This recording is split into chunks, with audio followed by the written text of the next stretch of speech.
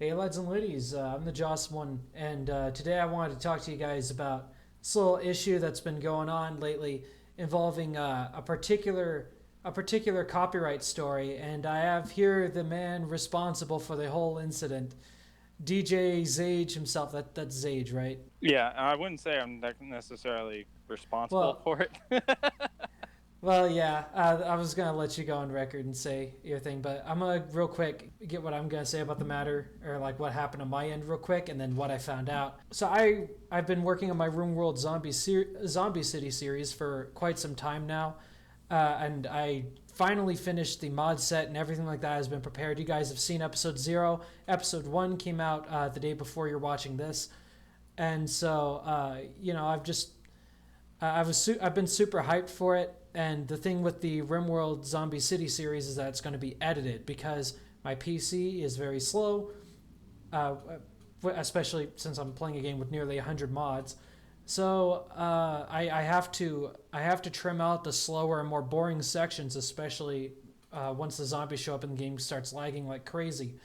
So I need something to be able to act as filler for whenever I'm doing things like speeding up footage, or whenever the game's too slow for the music from the game to sound good. So for this one segment, I sped up a very long portion of me just setting up building blueprints and stuff like that, and I used the Hyrule theme from the original Zelda Ocarina of Time. And this gentleman right here made his own rave version of that track. And originally it was free. It was uploaded to what was that website called again? Newgrounds. Newgrounds. That's right. Yeah. And despite his intentions of it being free and publicly available to everybody, there were still some assholes taking it and then posting it and claiming it was their original work, and were taking actions against him and filing complaints or filing claims and stuff.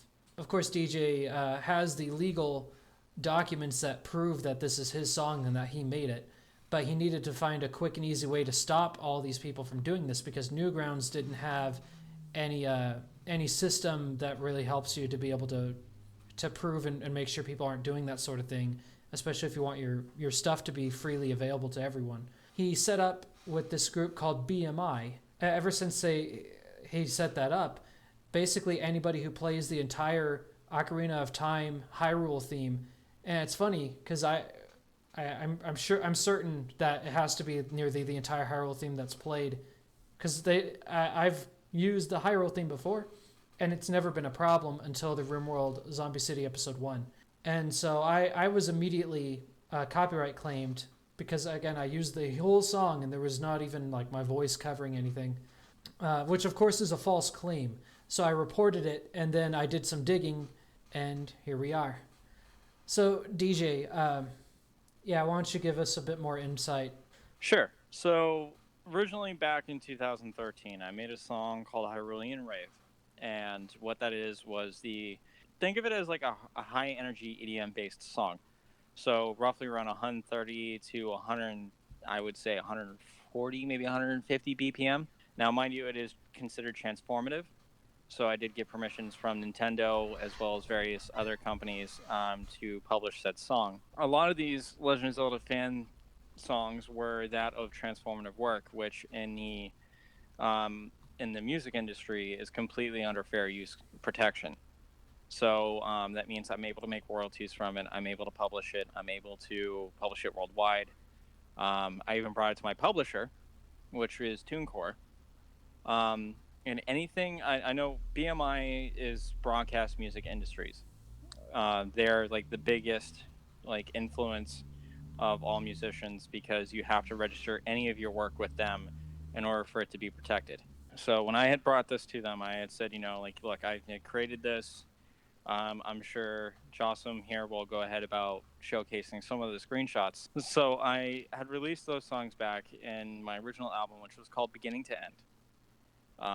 This had 20 tracks in it. A lot of these Newgrounds artists were still attacking me to that day, claiming that a lot of the stuff that I had created was, even though I had created it before they did and published it before they did, was stealing their work. I went through various legal battles, various times of frustration. You know, the whole incident, the reason why I did what I did is because on Newgrounds, they do not have a means of copyright protection. They state that you can put underneath a Creative Commons license or a different type of license, but when I did either one, it still didn't protect me. It still didn't protect my brand. It still didn't protect my business name. It didn't protect the persona that I am, which was DJ Sage. Newgrounds, in a sense, did damage my brand by having no guaranteed protection against these issues. So when I had brought this up to TuneCore and I brought this up to BMI, they have an automated algorithm that registers clips that sound like my song. So like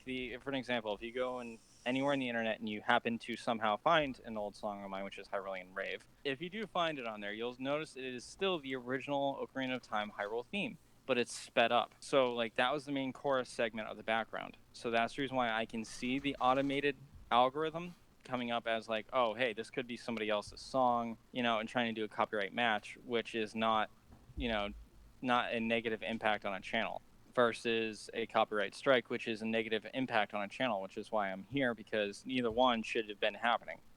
I took down the album in 2015, which BMI should have worked with my publisher, TuneCore, on taking all those works down. Because of all this incident and the consistent legal battles left, right, and center, I just wanted to delete it, and I just wanted to forget that it had ever existed. When I went through TuneCore, and I went through BMI at first, it was in regards to protecting my brand. And a lot of individuals that own YouTube channels get impacted because of BMI and their automated system, but they do not wish to work with my publisher. My publisher has, and I have confirmed this with TuneCore, especially with public relations. I did speak to them. They did state that they did report to BMI that when the album was taken down, that those works should have been removed, and BMI did not do anything. So I have reached out to BMI, as well as we're making this video, to state that if any of you have ever come across this issue with any of the songs that are not currently published of mine, please do me a favor. You can reach out to me. You can reach out to my Twitter, my Instagram, all that stuff. It's the same thing. It's official DJ Zage, except for my Instagram. I think that's just DJ Zage. I don't know. But you can reach out to all those. You can reach out to me, and I will help you dispute these things, because I am the content creator of said song. And even though it is a transformative piece of work, I can understand where the automated algorithm has messed up. And I know this has been a huge issue on YouTube lately.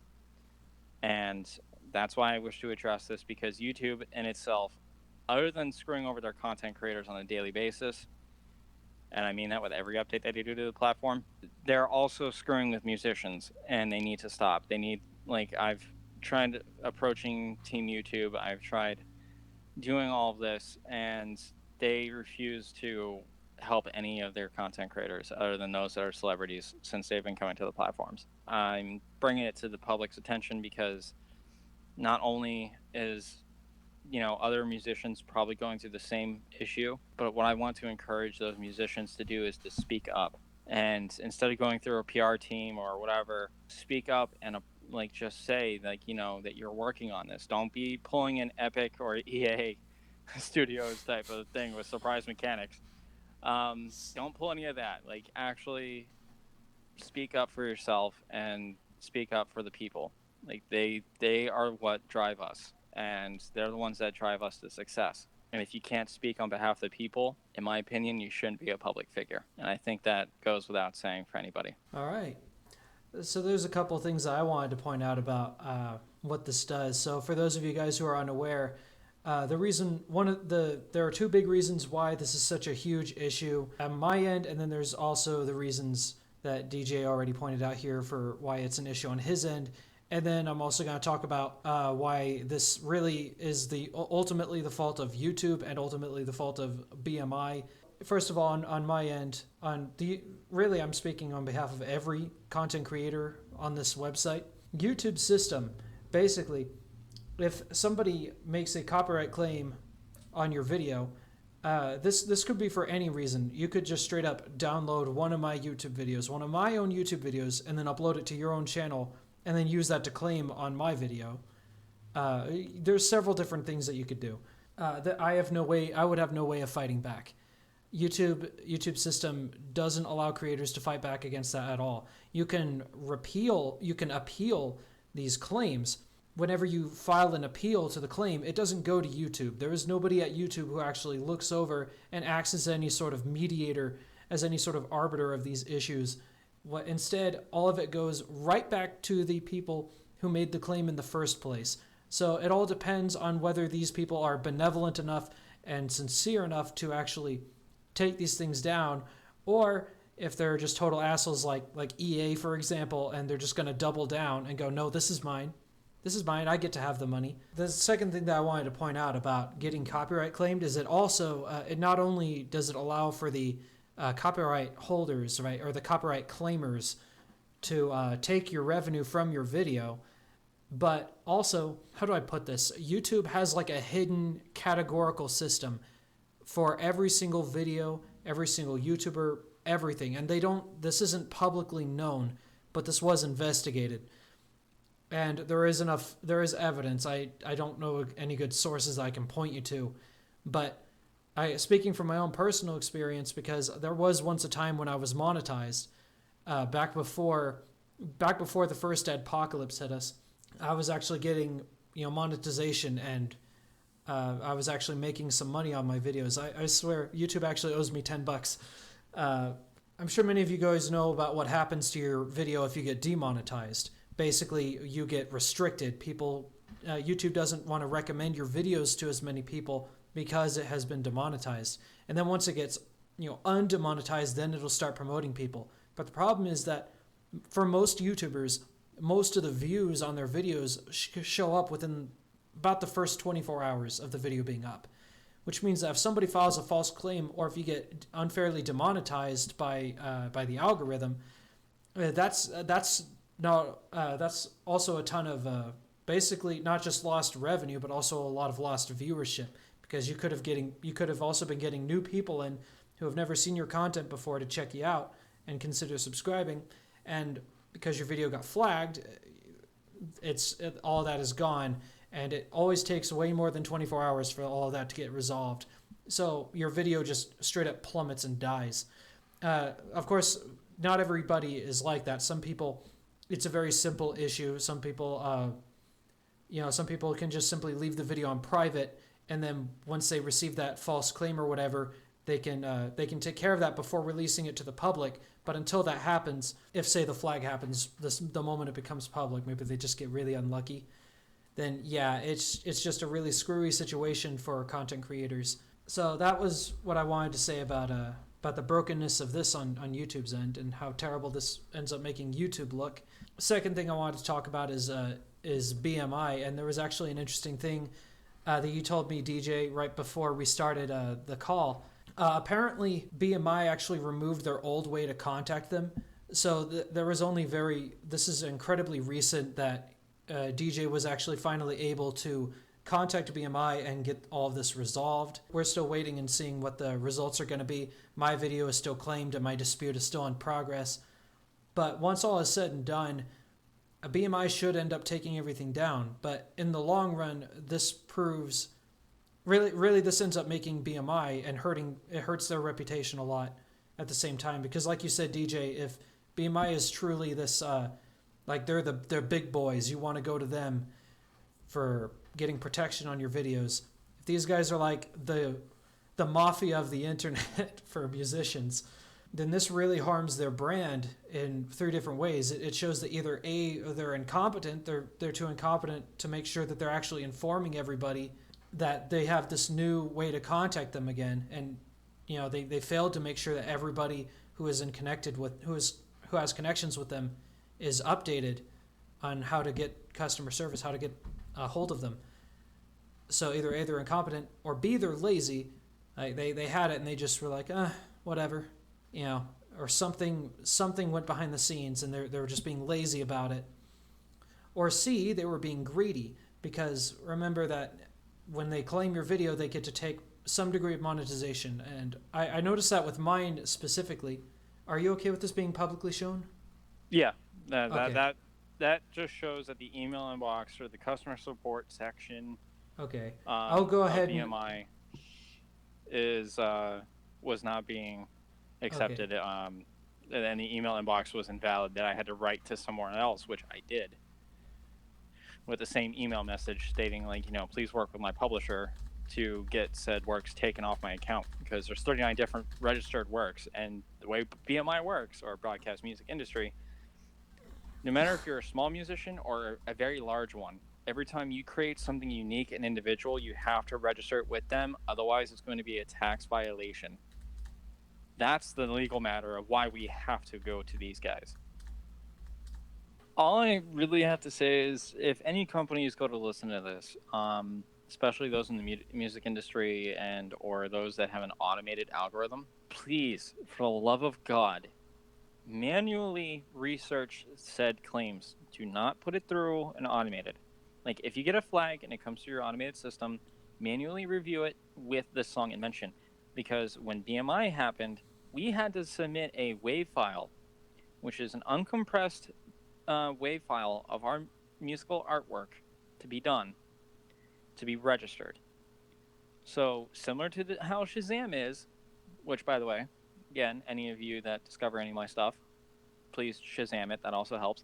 Um, you could totally disregard that for the final cut. I don't know. Or just have to make a living out here. No, if anything, I do recommend people do go to my Spotify. Please check out my stuff on there. With these automated systems, even though yes, they could, read these transformative art pieces, it could essentially confuse public domain accessed songs, which is free to the public, such as, for an example, the original Legend of Zelda theme from 1991, as well as from Link to the Past. There was a remix I made of that, as well as Legend of Zelda Ocarina of Time, which came out quite a while back too, on the N64. Again, those are public domain, because of the fact that even though, yes, Nintendo still owns the rights for the newest versions of Hyrule Field or Hyrule, whichever theme that they wish to use, if you've noticed in every game that they've released, including even the latest versions of Legend of Zelda, they have remixed it because of the fact that they can't use the old format anymore. Just like how, for an example, with Disney, with Mickey Mouse, I will bring this up, and everything, Mickey Mouse is up to go on public domain. Disney wishes to salvage what they can and to renew their copyright license over said character because it belongs to Disney. But because of that possibly going to public domain, we don't know how the outcome is going to be with that. But if it goes to public domain, then anyone and everyone can use it. And that's like the situation I'm trying to come to the conclusion to, is when it comes to music, it's a very similar aspect. If something is public domain and we use it as a transformative piece of work, which is all of my music I have done, I've sampled stuff from video games. You may not hear it at first, but like for an example, my newest song I released a couple years back, which was #GetDownLow. I had sampled sounds from video games, transformed them to the point where they were literally unrecognizable, for the highs, the mids, and the lows, the bass hits, all of that stuff. And then I played actual guitar for it, an electric guitar, and I had a jury rig for that one, for me to record that in good audio. And that whole aspect is like, these video games, they offer the ability to be a lot more creative. Do I think that the automated system is confusing with public domain and transformative domains? Yes. Is the automated systems flawed? 100%. This is why I sincerely plead to these companies, and I state, please, for the love of God, get rid of your automated systems, or at least have it where it's an automated flag system. So, like, if you get a flag, somebody there at the office has to manually review it and then reach out to the artist. Because being out of the loophole like this has damaged me in so many ways. Because then it just deters people from listening to my music and everything like that. And it hurts my brand. But again, I cannot state this enough. For BMI or for YouTube or for TuneCore's automated systems, because I know that they do have automated ones. At least TuneCore will work with me. Uh, that much at least I'm proud of. TuneCore will directly work with me if it's something that's published and they say, hey, there's been a copyright claim or a copyright match with a said content creator. I wanted to inform you. Is it okay if they use your music? I'll be like, yeah, no, it's perfectly fine. If it's like taking 90% of their content and it's being registered as like my music in the background, no, of course I want to be able to make some sort of money off that, because that's stealing my content and not giving me any sort of credibility to it.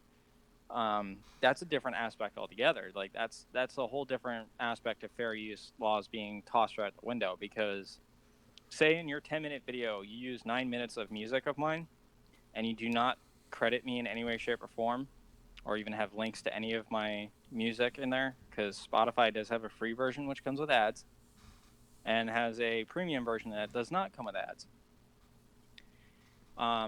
Same with Apple Music, same with iTunes, same with all that stuff, including even YouTube, is that will essentially, if you're using 9 minutes of my music and you're not showing any means of credibility to me, then that's going to be also damaging the content creator of said music. And a lot of people misunderstand that aspect. And that's the other topic I wanted to bring up. And I do apologize for making this a longer video than normal. But right. I mean, like, I know the line between YouTubers and YouTube content creators and musicians, and there's a constant misunderstanding between both parties. If the whole thing that we musicians look for is we look for credibility. We don't care if you use our stuff. If you come to us for permission and you use it, that's fine, because then if anything happens, you have an actual legal document from the artist that states that we gave you permission. But, like, I understand that, YouTubers want to have the ability to use other people's stuff, but with musicians, and there's so many of us nowadays, you have to be careful. Because, I mean, even with, like, Monster Cat stuff or with no copyright music's, albums that they constantly push out, artists just want recognition because it helps their brand. And if they can work with you, and a lot of these artists are very open to these things, like myself, I am completely open to working with people. We will look at it and we will work with you. We are 100% open to working with you, especially us, lower unknown artists. We're 100% down to work with you. But, we just don't appreciate our stuff being stolen. That's the major thing. It's not because of business or anything like that. It's because we put our blood, sweat, and tears into making a change in the world. And we don't want that to be disregarded. I may have to divide this video up into 2 parts. Essentially, sorry. But I mean, like, with that though, like, that's the best tip of advice I can give to any content creator nowadays. With so many musicians, and there's a lot of them, is it could bite not only you in the ass, but it could bite the artists in the ass too if you don't approach them correctly. That's why I wish to just give my public take on this. This is honestly from a professional standpoint, as well as this is also coming from my heart, because I hate to see this happen to people. It's just, I wish to have people understand musicians are not bad people. We have to go through these automated systems to protect our work. But I mean, like, so in all sincerity though, I do hope that this has been very helpful. I do hope this has been very educational to those of you who are on here. If I may, with Jawesome's permission, Jawesome, would it be okay if I was to shout out my social media? Yeah, man, go right on ahead. Okay. So for those of you guys who don't know, my Twitter is @officialdjzage. My Spotify is DJ Zage. That's XAGE, by the way. Even if you were just a Google search, DJ Zage, you will find me. You'll find my radio station. You'll find my Spotify. You'll find all of that. And I encourage you guys to please, including even my YouTube channel, which is kind of dead at the moment. I apologize for that. If you ever need anything, though, you're more than welcome to reach out to me. I'll be more than welcome to work with any of you. Same to you, DJ. Thank you guys so much for watching. Hope you enjoyed, and hope to see you guys again in the next video. Take care. Love you guys, and have a good one. Bye-bye.